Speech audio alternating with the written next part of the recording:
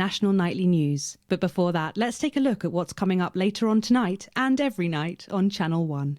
At 7 o'clock, it's another episode of What's Wrong with This Picture? And tonight, a group of television executives will be trying to work out why there's a cock and balls on the cheek of the Mona Lisa. That's followed at 8 p.m. by a Zorz-winning documentary series, The Shape of Then, which tonight looks at the long-forgotten phenomenon we used to call outside. At 9 p.m, sit back and relax with multiple award-winning movie Electric Fever Dream, starring Lawrence Blunderclatch as Helena Canterbury Boatshoe and vice versa. That brings us to 11:15, where, as usual, Dr. Adrian Atkinson Blimey will be eating his guest in Incisors, and tonight he's got a chubby traffic warden from Stainstable in his crosshairs. Finally, at midnight, it's the National Weather Report, as if that mattered. But now, it's time to join Jeremy Donaldson for the National Night. Good evening, I'm Jeremy Donaldson. And I'm Megan Wolfe. Our main stories tonight. Snuggle. It's been almost 5 weeks since all the Mrs. Snugglehugs toys woke up simultaneously in factories worldwide and began searching for their husbands. The Mr. Snugglehugs we had so short-sightedly destroyed. And now, as this photograph suggests, they may be changing tactics. Built to surprisingly traditional gender stereotypes, the Mrs. Snugglehugs have been arming themselves with a variety of household implements. All the more reason to make sure that cat flap is taped up good and tight. Armed with blunt weapons, the Mrs. Snugglehugs are only ankle height and therefore able to be kicked away easily by young, healthy individuals. They do, however, pose a particular risk to the elderly or those with pre-existing medical conditions like fatal bruise syndrome.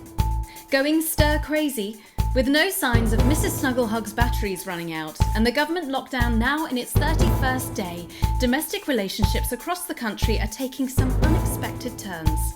Dramatic reports are beginning to emerge of uncharacteristically bold behaviour in homes across the country. And we're not talking about the model planes that occupy so much time in the Donaldson household. In response to a nationwide lack of toilet paper, which was of course raided by the Mrs. Snugglehugs to construct their vast hives, many of the nation's adults have turned to a more childish solution, or at least that's their excuse. Locked and loaded, Shane Calligraphy Johnny Handsleeves seems to be taking his own unique approach to being locked in. Since checking into rehab, not much has been heard from the former role model, but this latest photo leaked by another resident today seems to confirm that all might not be well at Gentle Touches. It seems that paranoia may have overtaken the residents of the infamous rehab clinic, which this morning declared itself an independent state, claiming it had more than enough sponges to last till next Christmas. The shape of things to come? In their own version of a lockdown for more than 45 years now, the descendants of Doctors David Wong and Ingrid Svorsborgen Horgensvoord and their unfortunate team today managed to get a personal statement to the surface using flagellized imaging equipment. Many of the Svorsborgen Horgensbrood, as they've come to be known, have certainly captured the public imagination, with a recent vote naming Helvetica Svorsborgen Wongensvoord the most likely to survive a massive electric shock. I'm Svorsborgen Wongensvoord here with another pointless message that no one will ever see. We've been down here so long now, and you never communicate. What's happening up here? Have you all off into space? Like off into space? With ladies? Or just a space with ladies? It's harvest time again, like it is every third Wednesday, but harvest's not what it was. Still, someone found a couple of unopened boxes in the rusted wreckage. Mum and Dad must have missed them when they first got down here all those years ago and totally effed up my life! Kids' toys, apparently. Mr. Snufflehugs or something? Helvetica's trying to get them switched on. Apparently there's still life in the batteries even after 30 years. You topsiders are amazing. It's hard to believe they've been down there so long now. But as everyone knows, time moves differently underwater, Jeremy. That's why goldfish are so stupid. That's right. As anyone will tell you, the deeper the bowl, the thicker the goldfish. There's no denying the logic of that. Class war, a worrying turn today for the formerly rich as ever more punishing measures are announced, Alex. With the country becoming ever more hostile to the previously wealthy, those who managed to skip the country must be very grateful to the people who help them right now. This programme has received reports of rich relatives on the run actually being filled with helium and released into the stratosphere.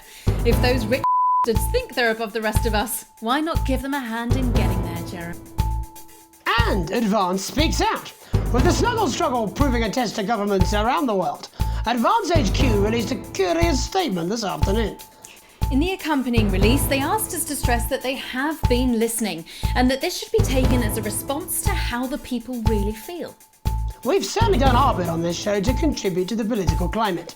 But let's not forget, how we behave in our home lives is what really matters. Let's hope it's not just me who filled out that questionnaire, Jeremy, or we're all in trouble. Let's play that statement. Good evening.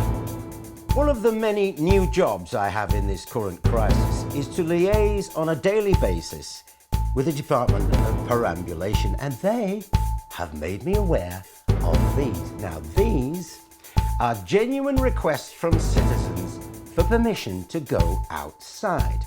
Now, I would like to share a few of these with you tonight under the loose heading of what the f*** is wrong with you people? How difficult is this to grasp? So I'd like to start with James from Angerhampton, who says he needs to go out because there's a duck in the park that I like to try and feed on a Friday.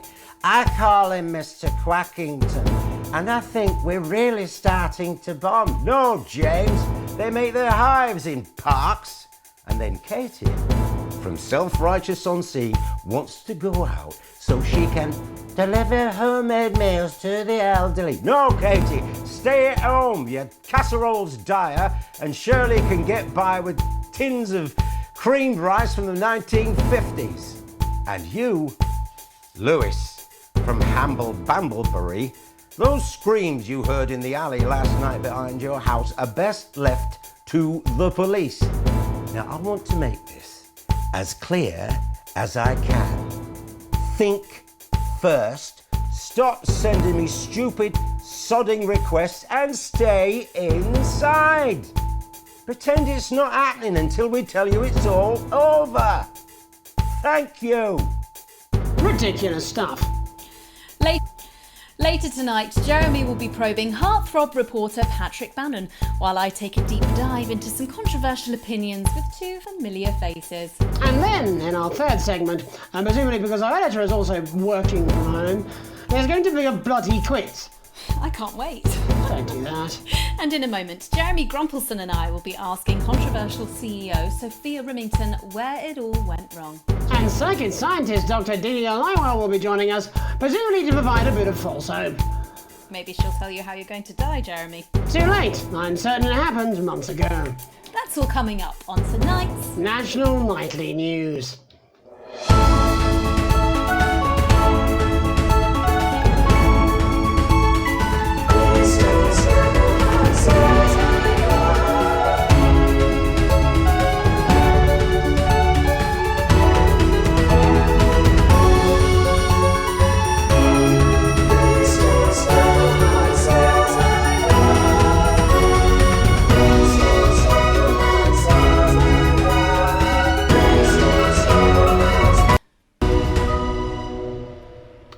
Tonight, how do we get here? Where are we going? And most importantly, who's to blame? Joining us from her villa on the island of San Palmerino is CEO and socialite Sophia Remington. Thank you for having me, Megan. I am loving your hairdo, babe. And from her crystal healing laboratory in what I assume is a garage in Lower Uppington, Doctor, it says here, Delia Lywell. Thank you for inviting us on your show. Us? Don't. Miss Remington, your toys are rampaging across the developed world, your company is worth less than my annual salary, and your country's president recently called you a national disgrace. Have you taken your eye off the ball? Oh, honey, you're so cute when you're angry. The thing with you folks over there is you have an island mentality. You can't see the bigger picture. So, what is the bigger picture? The bigger picture is lithium batteries. Our toys have been running for upwards of 71 days now with no signs of them slowing down whatsoever. Imagine what that means for the future. It means we don't know when the hell this lockdown's going to end, doesn't it? You don't seriously believe Remington's fist can survive this? Lithium batteries are gonna change everything, tiny ogre. They're gonna power a new transport system, make technology portable. Hell, they might even take us into space. But how can you make them with everyone at home? Oh, don't you worry about that. Thanks to the work of thousands of tiny hands, they are already pouring off the production line. Times are good for Remington's Fist. But surely you have no future. Excuse me, hello, yes, if we might. This is our area of expertise. What, multinational economics? The future, Mr. Donaldson, to which we are all connected. Yeah, okay, I'll buy it. Why not? There's clearly nothing better to do. So, what does your scientific process tell you about the future of Sophia Remington, Doctor? We see her on a balcony. Foreign soil, but not foreign land. An age will pass. Fascinating. Wasn't it just? Delia, you are amazing. We have to fly you out here to the island to do that for my guests. They're gonna love you. Unfortunately, all flights are grounded because of your tiny, deadly stowaways. Not all flights, honey. Dee, call me. And you, Maggie. The more the merrier. Bring your swimwear. Miss Remington, you seem completely ignorant to the seriousness of the situation. Do you take any responsibility at all for the global crisis? Careful! It's a trap. It's not a trap. Why are you helping her? She seems fun. You bet your ass I'm fun. Please answer my question, Miss Remington.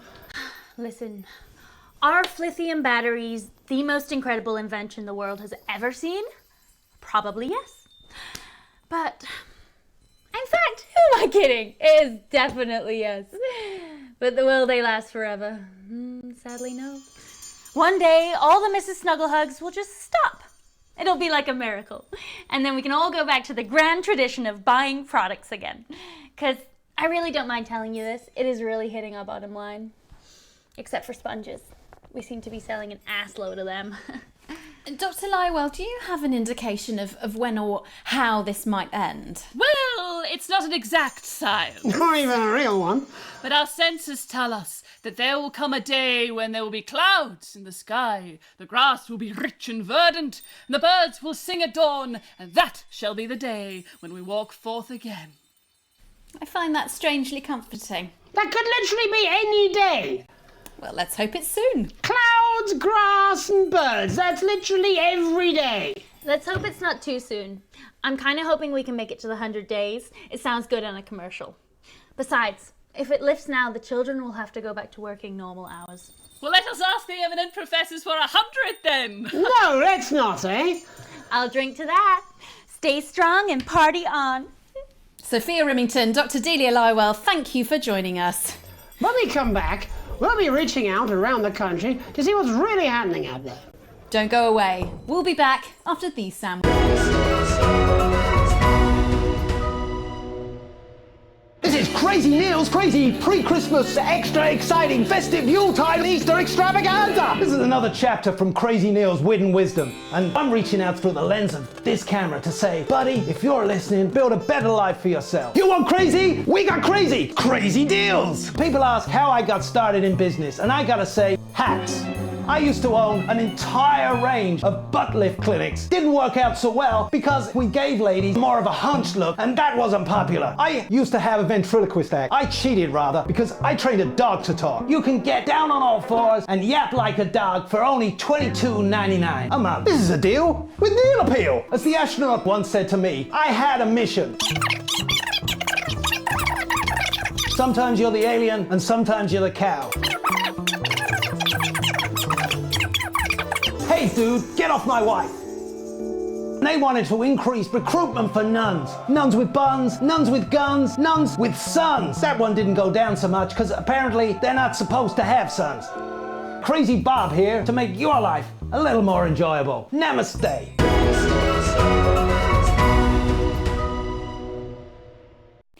Welcome back to the National Nightly News. I'm Megan Roof. Now it's time to take a trip around the country to hear how the lockdown might impact the nation from some friendly faces. Joining me are respected academic Katie Brightman and author of Alan James's Kites, Alan James. Thank you for joining me. It's a pleasure. Thanks for having me, Megan. Thanks, Megan. It really is a pleasure, Katie. I enjoyed our little heated encounter. I wish I could say the same. So first off, Katie, how are you coping? I'm holding up okay. The lockdown directive was so sudden that, like many people, I haven't been able to get home. Oh no, what happened? I was staying at a hotel after an international policy convention, and we had a particularly heavy night out. You know what economists are like. Notoriously hate splitting the bill. And I overslept, and as you can imagine, I've been here ever since. But there are certainly people much worse off than me. Exactly. My tour has been cancelled indefinitely, and I've had to refund every single ticket, even the cheap seats. Oh, Alan, I'm so sorry to hear that. Yeah, people are being quite rude about it. They don't seem to realise I've already spent it filling the beach house with beef. The crisis claims yet another victim. So, this is just a reminder that my book, Alan James's Reich, is now available in paperback. Unbelievable. What was that? You're unbelievable.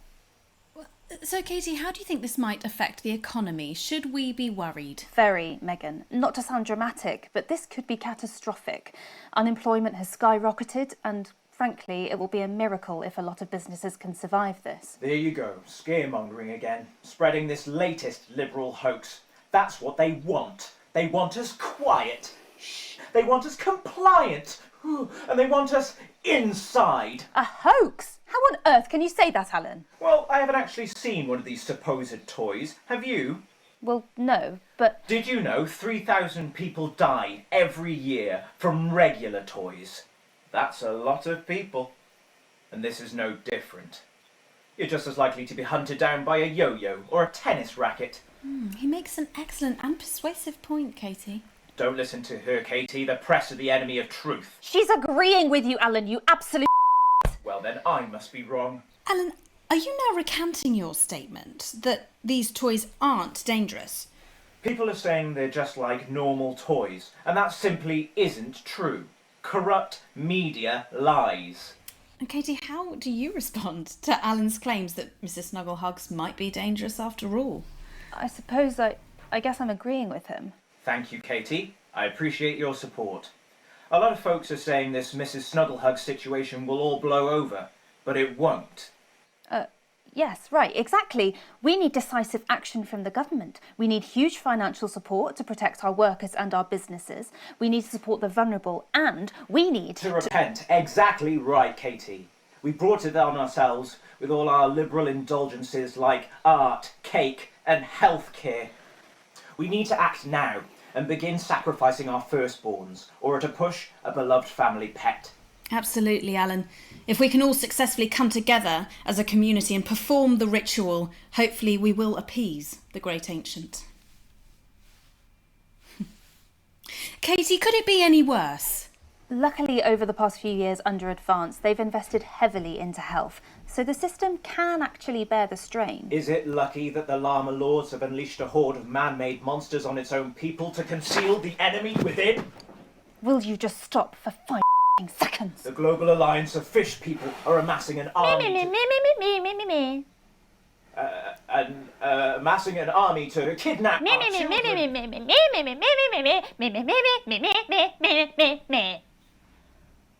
That's you. That's what you sound like. But Me. I Me. the Me. the Me. I don't sound like that. Yes, you do. You do, Alan. You do sound like that. And that's why no one wants to be your friend. I've got loads of friends. No, you haven't. I don't think you do, Alan. Yeah, stop lying, Alan. I'm not lying. You are. Oh, good one. Well, I'm telling. Alan James. Alan, you know what Katie they say about Brightman, thank you snitches, for Alan? joining me. I'm getting my... Some real food for thought there from two of the territory's leading minds. Any moment now, I'll be heading over to Jeremy, who is going to be bringing us an up-to-the-minute report of the status of the nation. Over to you, Jeremy. Thank you for what I'm sure was a reasonable debate which really contributed to the national conversation. Next, out on the streets, someone who's always doing exactly that. It's Patrick Brannan. Are you there, Patrick?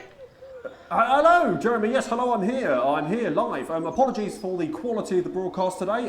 Couldn't find any cameramen or women brave enough to come and join me, so I'm out here on my own. Right, and can you tell us what it's like out there? Yep, I can. It's as you can see behind me, the streets are currently completely deserted. But my question, Jeremy, is just how long? I mean, could there be danger lurking just around the corner, waiting to end the fledgling career of this young, promising journalist before his full potential is even realised? Will he die, underappreciated by management, and frankly, if you ask me, very, very much underpaid? I don't think there's any danger of that, Patrick. What's that on your jacket there? Oh, that's actually a sponge. What I've done here is made a snuggle-proof jacket, Jeremy. The network didn't bother sending me any PPE, so I've been forced to improvise. In fact, showing the sort of resourcefulness that would make me an ideal candidate for, I don't know, for example, an anchor position starting whenever they'd like. From your point of view, Patrick, just how safe are our streets? Not safe at all, Jeremy, not safe at all. I'd recommend people staying inside, following government advice and not putting themselves at any risk at all. Unless, of course, like me, it's for groundbreaking journalism reasons. Mm-hmm. And just where are you, Patrick? I'm in the street, on the street. Which street? I think I'm struggling to hear you, actually, Jeremy, there. Which street? Which street are you on? Oh, which street am I on? Oh, God. I'm just looking for a sign. There it is. I'm on Bannon Avenue. Bannon Avenue? Yep. Bannon Avenue. Yeah, no, I can hear you fine. Yep, I'm on Bannon Avenue on the sign, it says there. Like Patrick Bannon? Oh, yeah, that's strange. That's a weird sign. I don't know what's going on there. Where are you really? I'm on Bannon, Alright, fine, I'm not on Bannon Avenue. I'm at home, to be honest. Alright, fine. Well, I'm in my bathroom, technically, but, you know, I couldn't face it, to be honest, mate. It's, it's terrible out there. I don't want to go outside. They're everywhere. I'm sorry for lying. We don't expect any less of you, Patrick. Can you hear that sound? What the hell's that? I can, yes. I'm no expert, Patrick, but it sounds unmistakably like a tiny fist tapping on your door there. Oh, it does. Oh, Jeremy, no! Oh, Perhaps there's a small queue of tiny fists, each wielding a different gendered household implement. Bashing the heads of lying little roving reporters. No, you're lying, aren't you? Oh, listen to me, you. If you're out there, just piss off, you little snuggle. I'm too talented to die. Oh, what the no. Okay, it's fine. It's fine. Oh, God. Don't worry, Patrick. I'd say you've got a few seconds before they break their way in there and finish you off.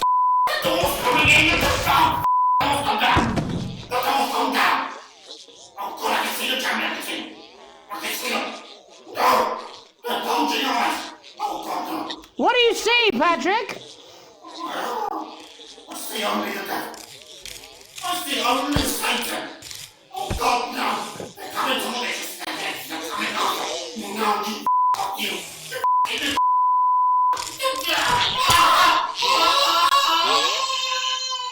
Thank you, Patrick, for that report, showing the nation, and more importantly, management, just where you belong. It's time for another break, but when we come back, we'll be hoping to take your mind off the world for a little while, and who knows, maybe even bring you a few smiles. Join us after this.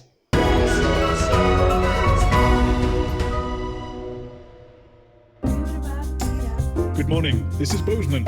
Welcome to part 1 of the Lockdown Orientation Series. This video is for internal use only and is not for broadcast. It provides useful tips for a crisis based around self-aware consumer products. For further scenarios, please see the other videos in this series, including aliens infiltrate government, giant monkey on tower block, sentient trees, the donkey stole my sandwich, help, I can see you, or it's time we got a triangle. These are all very scary. So to calm you down, here's some kittens. See? Lovely. Right to business. Top tips for surviving a lockdown scenario. Plan ahead. People are going to start panic buying. Key products to consider are those that begin with the letters R, D, and H. Also, items that are mauve. Work on you. Maybe you'd do better if you lived under the sea, like a fish. Take up a hobby. Why not repeatedly tidy your flat, put on 15 pounds, or gaze at the ceiling and cry? Make sure to avoid self-aware consumer product. At all costs. Self-aware consumer product is dangerous and will kill and or maim and or annoy you. Don't worry though. Look. Ah, they're so lovely. Look at their little faces. And finally, during this time, you may find yourself accidentally locked down with colleagues, third-tier friends, radishes, or distant relatives. So here's a handy list of excuses for avoiding contact with them. I'm sorry I've become a gas. I am actually several children in a trench coat. I'm supposed to be officiating my dog's wedding. I've recently converted to a new religion and no longer believe you exist. If you think of any more, do let me know and I will add them when I return from my time with the bird people of Squawkers Fort. Peace out, bitches.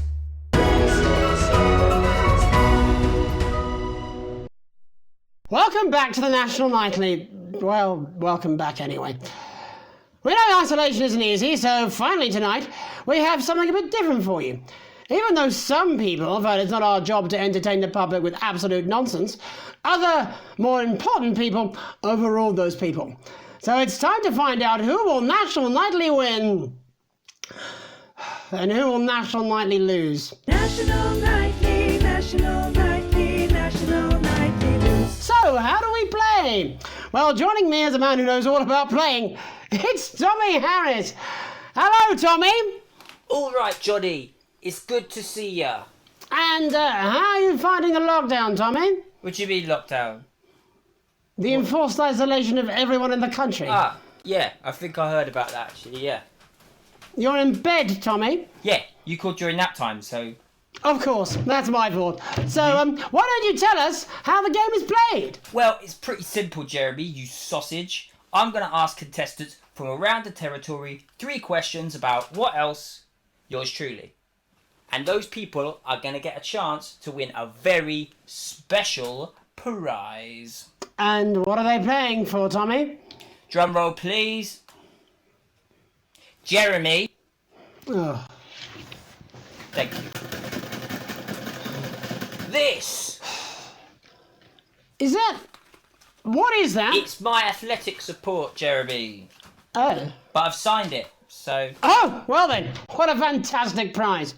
Have we got anybody waiting to win this once-in-a-lifetime prize, Jimmy? I believe we have Angie on the line. How do you feel about winning this man's old pants, Angie? I've never been so excited, Jeremy. And can I just say, I love you. Both of you.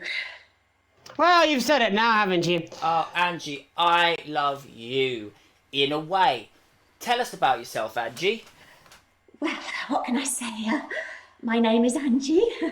Always has been.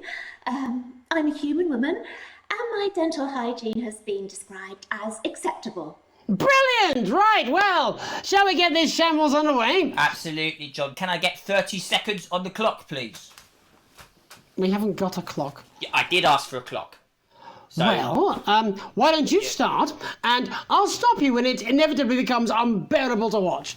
I love it. All right, here we go. Time starts now. Question 1. When is my birthday? The 13th of August at 7:19 a.m.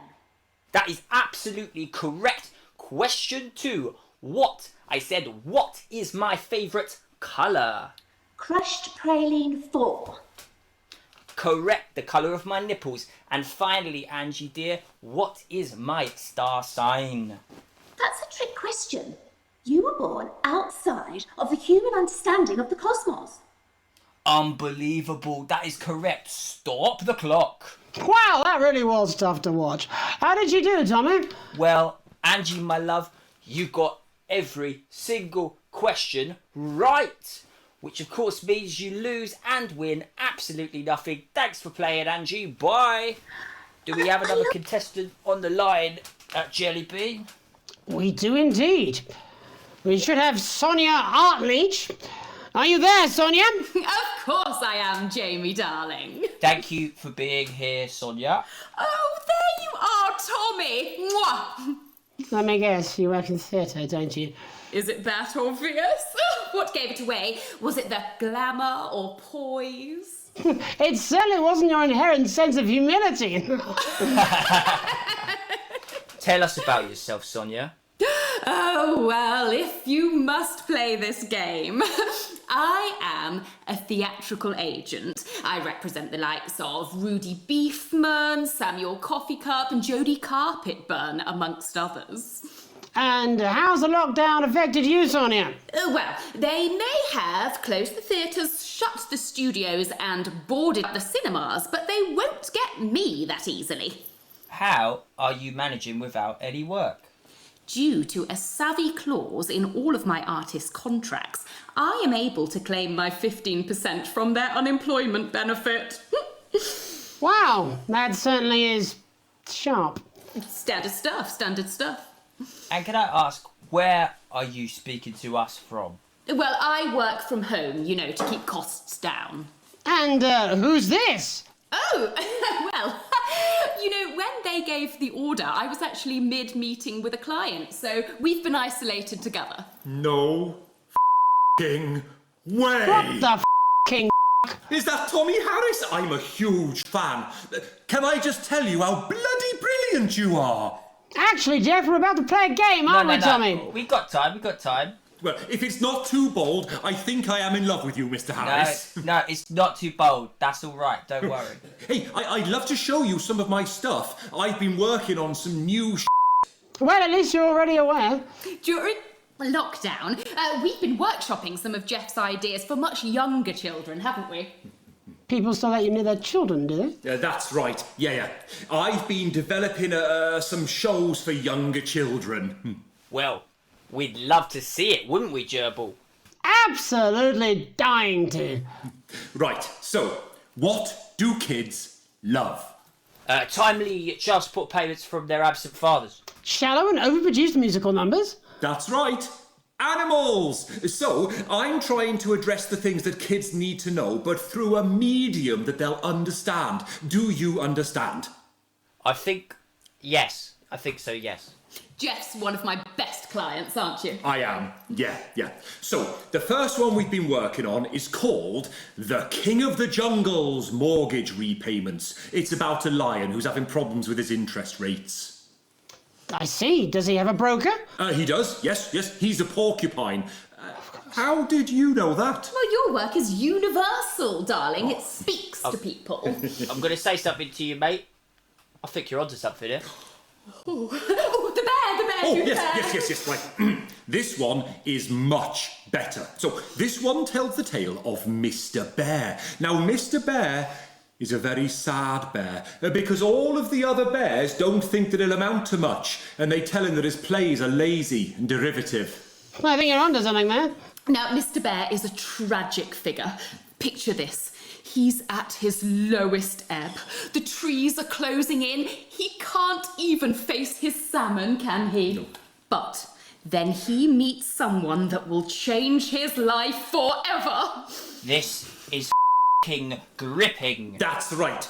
He meets a wise old octopus who takes him under his wing and says, "No, Mr. Bear, don't be sad. You're not like all the other bears. You have this ambition and these dreams." Such dreams. I think I love you, Jeff. And what you need to do, Mr. Bear, says the octopus, probably doing an 8-armed gesture or something.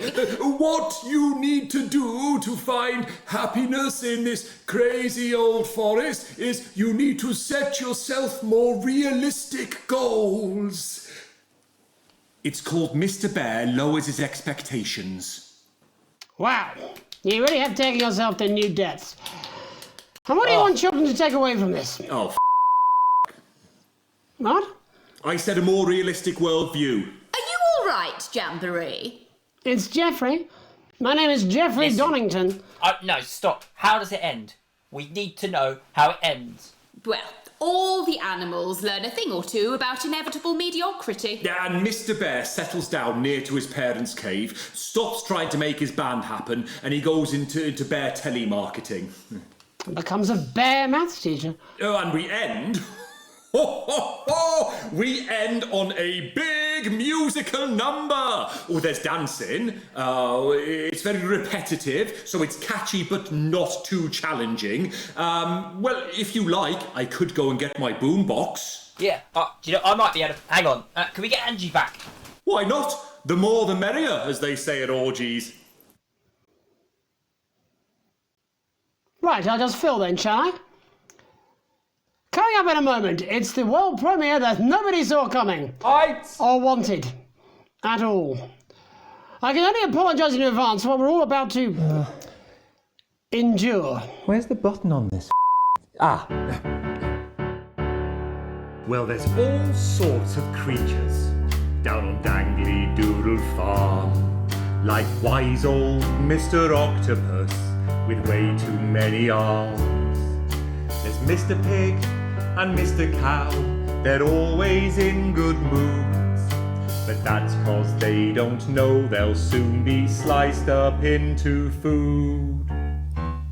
Mr. Bear, what's that over there?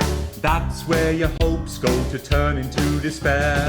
Mr. Bear, what's that over there? That's where your dreams go to die. Mr. Raccoon wants to go to the moon. He'll end up as a bus driver soon. Mr. Porcupine thinks he'll read the news at 9. He'll end up as a janitor who stinks of turpentine. Please do not applaud, I'm a massive fraud, shacked up with the agent while the wife thinks I'm abroad. You said you were done. Oh, I say that to everyone. Sometimes when I'm tipsy, me and Angela still have fun. Mr. Bear, I don't even care. Sonia takes it up the bum and shaves her pubic hair. Mr. Bear, that's an overshare. That was for your birthday and you're never going back there. Mr. Bear, I'm in disrepair. Didn't check my prostate, now it started sprouting there. Mr. Bear, I have private health care, 90 pairs of shoes and 30 different types of cookware. Mr. Bear, I feel laissez-faire. Maybe when the lockdown lifts, I'll hit on the au pair. Mr. Bear, I don't mean to swear, but I'll give a nickel for a lock of Johnny's hair. Mr. Bear, what a lovely chair. Mr. Bear, you've got the news caught up in your hair. Mr. Bear, what's that over there? Mr. Bear, Mr. Bear.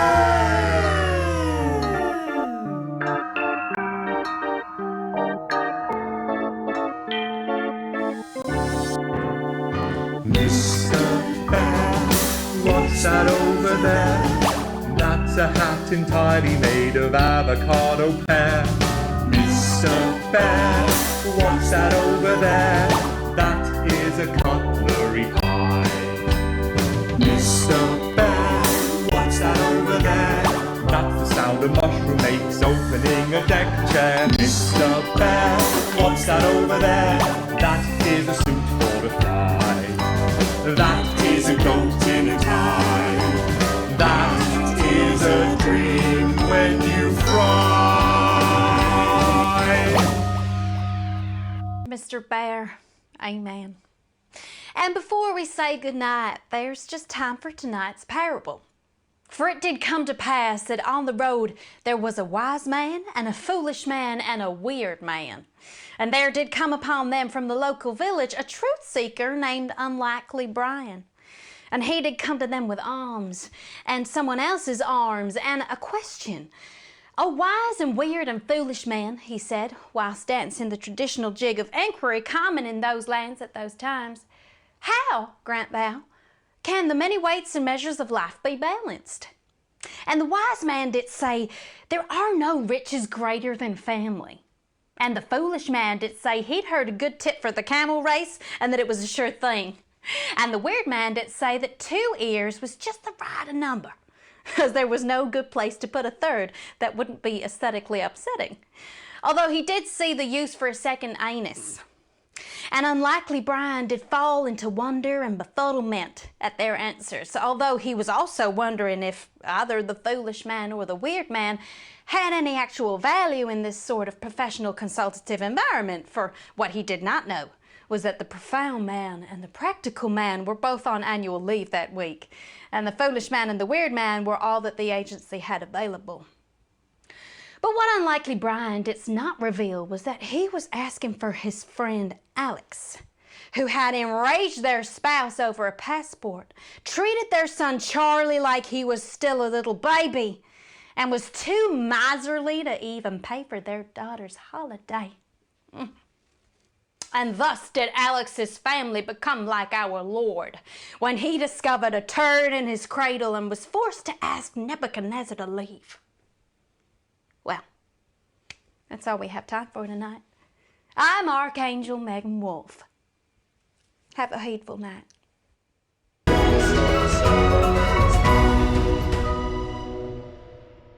Push yourself to your absolute limit with Occupational Hazards, the exclusive new collection. Subscribe today and every week we'll send you a workplace accident you'll never forget. From the classic trip and fall to the unparalleled heights of gross negligence, this limited edition set really does have it all.